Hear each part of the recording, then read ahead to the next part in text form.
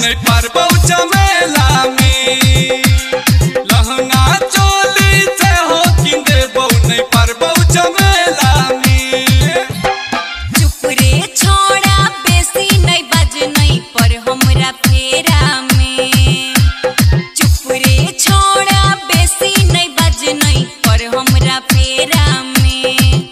अरे हम ना जइबौ तोरा संगे जनकपुर के मेला में। अरे हम ना जइबौ तोरा संगे जनकपुर के मेला में। अरे हम ना जइबौ तोरा संगे जनकपुर के मेला में। अरे हम ना जइबौ डीजे संजय सम्राट।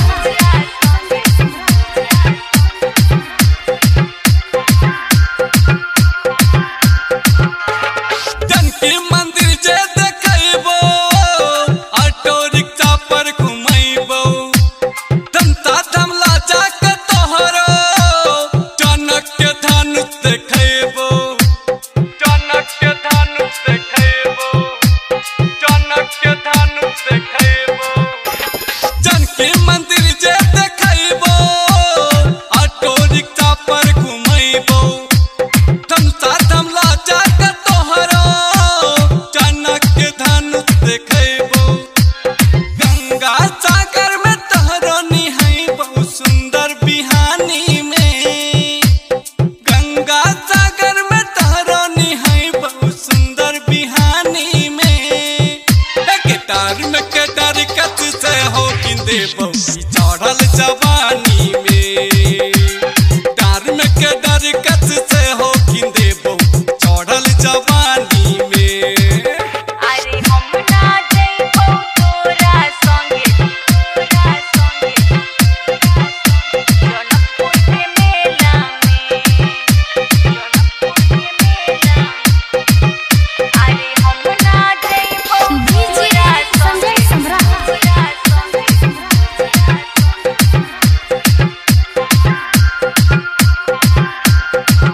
हेरे बीरगंजे हमरो घुमेबे घड़ियरबा पोखरी देखेबे आपन तू रानी बना के मिसबा होटल में खुएबे। मिसबा होटल में खुएबे। मिसबा होटल में खुएबे। हेरे बीरगंजे हमरो घुमेबे घड़ियरबा पोखरी देखेबे आपन तू रानी बना के मिसबा होटल में खुएबे। ट्राइपॉड पर सेल्फी खिंचेबे फेसबुक पर हम चढ़ेबे। केकरो से हम न डरबै प्रेम जे हम करबै। अरे हम ना जइबौ तोरा संगे जनकपुर के मेला में। अरे हम ना जइबौ तोरा संगे जनकपुर के मेला में। माँ गायत्री रिकॉर्डिंग स्टूडियो मलंगवा सरलाही नेपाल।